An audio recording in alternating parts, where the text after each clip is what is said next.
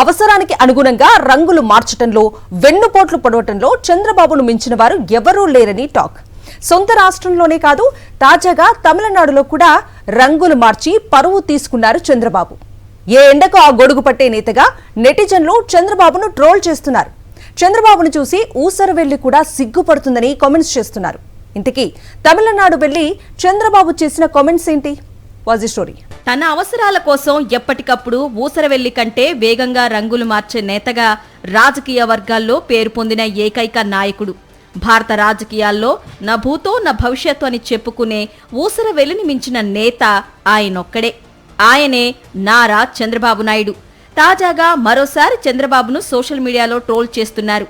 దానికి కారణం తమిళనాడు ఎన్నికల ప్రచారానికి వెళ్లి ఆయన మాట్లాడిన మాటలే.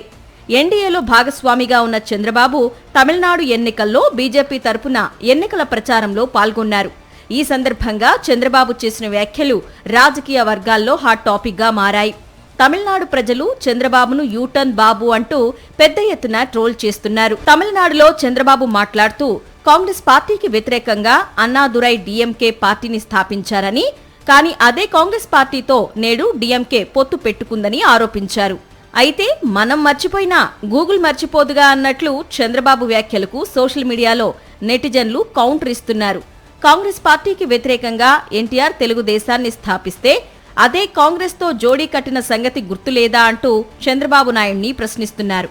ఇప్పుడు ప్రధాని నరేంద్ర మోదీని పొగుడుతున్న చంద్రబాబు 2019 ఎన్నికల్లో మోదీని కించపరుస్తూ మాట్లాడింది మర్చిపోయారా అంటూ నిలదీస్తున్నారు. గతంలో తమిళనాడులో ఎన్నికల్లో ప్రచారం చేసిన చంద్రబాబు తనకు డీఎంకేతో మంచి సంబంధాలు ఉన్నాయని, కాంగ్రెస్ తో తాను కలిసి పనిచేస్తున్నానని, యాంటీ బీజేపీ ప్లాట్ఫామ్ పై తాను ఉన్నానని చెప్పారు.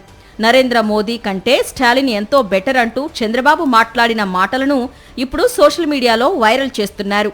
తన రాజకీయాల్లో ఎలాంటి నైతిక విలువలకు తావు లేకుండా అవసరాల కోసం ఏ ఎండకు ఆ గొడుగు పట్టే చంద్రబాబుకు స్టాలిన్ గురించి మాట్లాడే అర్హత లేదంటున్నారు నెటిజన్లు.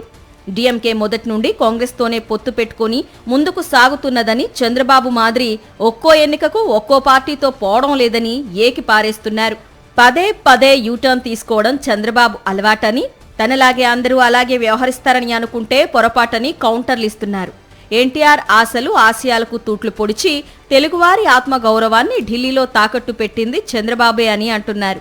చంద్రబాబు మాట్లాడిన మాటలతో ఆంధ్రప్రదేశ్లోనే కాకుండా తమిళనాడులో కూడా టీడీపీ పరువు పోయిందని తెలుగు తమ్ముళ్లు భావిస్తున్నారు.